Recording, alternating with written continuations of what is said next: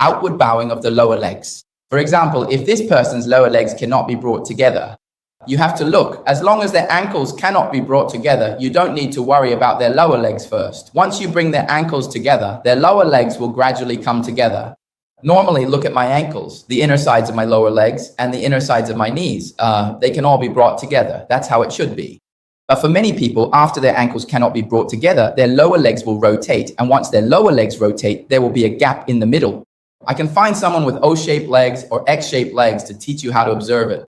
It's just that for some, what you see is like this, but it's actually fake. It's actually the opposite. So this is X-shaped legs, and then these types of leg shapes. This is X, O-shaped legs, and this one is O-shaped legs. Let's find someone in the class with the least straight legs or someone with severe O-shaped legs. Is there anyone with O-shaped legs? Find someone wearing tight pants so you can see it more clearly.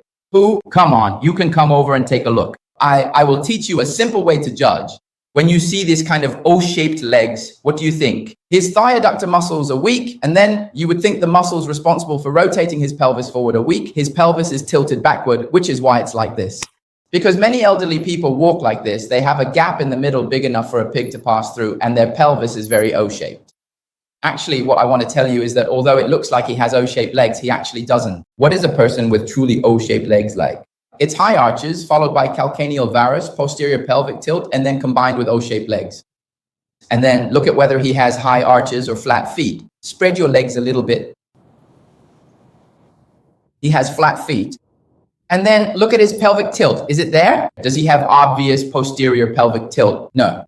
So this is a fake O-shaped leg. He doesn't have O-shaped legs. Then I want you to look forward and focus your attention on his kneecap. Now take a close look at this patella right here. Ask yourself, is it currently turning inward or is it perhaps pointing outward? Can you pull it up? Is it turning inward or outward? It's turning inward. Turning inward means his thigh is rotated inward. If the thigh is rotated inward, how could it be O-shaped? Thighs rotating inward is X-shaped. Then why does it look like an O shape to us? Look, let me show you or write it down. For example, like this, I can bring them together. My inner ankles, calves, and thighs can all touch. But if I rotate my thighs inward and at the same time lock my knees straight, then I have O-shaped legs. What do you mean? It's a rather severe case of X-shaped legs that just looks like O-shaped legs. So in this situation, if you train according to the O-shaped leg method, you're training it the wrong way, because after rotating inward, they twist outward, which creates a rather large O shape. In that case, they should be training according to the X-shaped leg method, not the O-shaped leg method.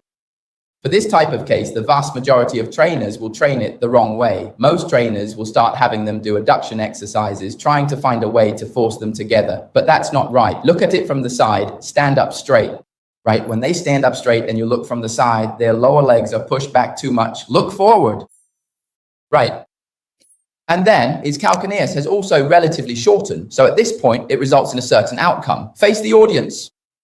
His thighs are rotated inward. His lower legs are rotated outward, combined with hyperextension of the knee joint, which is why it presents in this state. So the lower leg rotating outward means their foot is pressing on the outer side of the heel. When it presses on the outer side, the lower leg rotates outward. When it presses on the inner side, the lower leg rotates inward. So you need to find a way to get their lower leg to press on the inner side. By getting it to press on the inner side, you provide support, allowing their lower leg to work with the thigh to control the thigh, and then it will be fine. Let me try. Step on this with both feet. Right, step on it with the inner side. Good. In this way, their lower leg won't rotate outward anymore.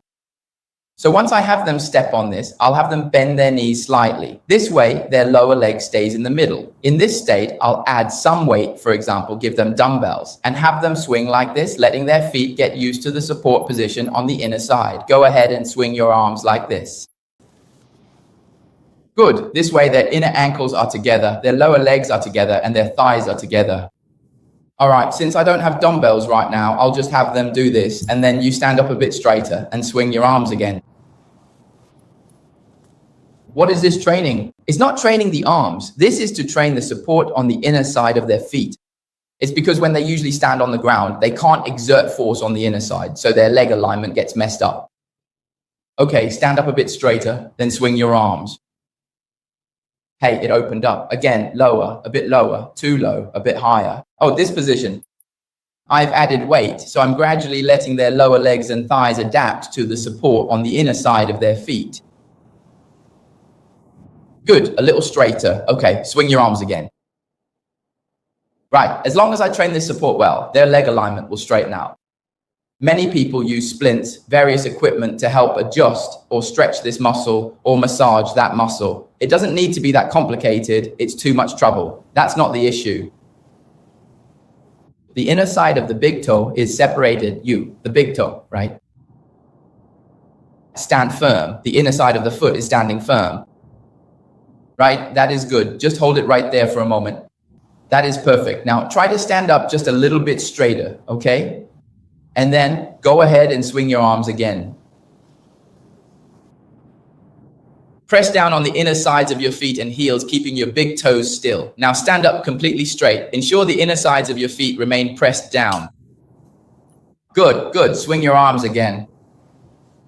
Now his thighs have already come back together and there's only a little space left at the calves. You want him to, as long as this part can close and this part can close, normally it's here, plus here, the legs close together. He only has this part left now. Squat down more, squat down a little more. Okay, in this position, his main focus now should be training the support in this position. His support in this position isn't very good. So usually in this position, I'll hold a dumbbell and then have him push or swing his arms so that his lower legs can listen to his feet. This way, he'll be able to bring them together here.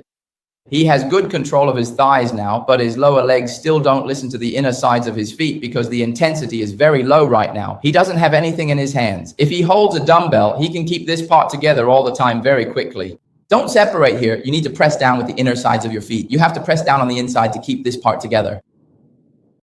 Right, press on the inside. Right. That's because this board is actually a little bit narrow for you. Spread your heels just a little bit. Right, good. Keep your legs together. Good. Squat down a little bit. Once you squat down, they'll come together. Right. That's it. Okay, good. Usually I would have him do this with a hack squat machine, pressing down like this because the weight on top is very heavy. So that way his feet can adapt to this intensity. Okay, let's get started. First, make sure you fully engaged your core muscles to stabilize your body. Now push up with control. Good. Keep that tension. Now down and push back up, down and up again. Keep it steady. Down and up, down and up. Keep going down and up. You're doing great. Keep that core tight. That's better. Don't separate them. Step on it with the inner side of your feet. Use the inner side to push up, right? Push up with the inner side.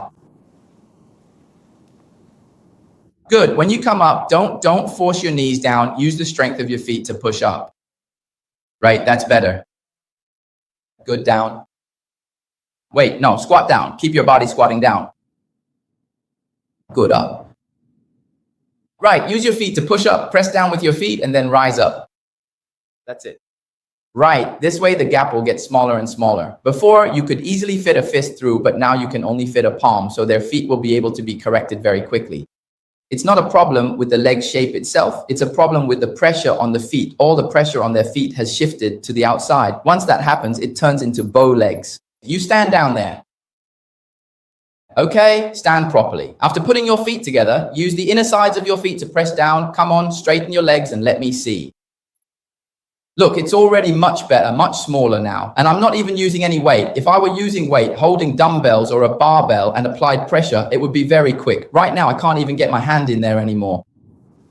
I can straighten his legs in a very short time during a single class. I don't need to touch his legs, just work on his feet and pelvis. Generally speaking, leg shapes are like this. They either follow the feet or they follow the pelvis. So you can think of the thigh and the calf as the upper part being the father and the lower part being the mother. When that couple was originally together, these two children belonged to both of them, and they were of one mind. But then, accidentally, the parents got divorced. There are a few options. First, the boy usually goes with the father and the girl with the mother. Or if the father is incapable, both children go with the mother. In other words, the thigh and the calf either follow the feet or they follow the pelvis.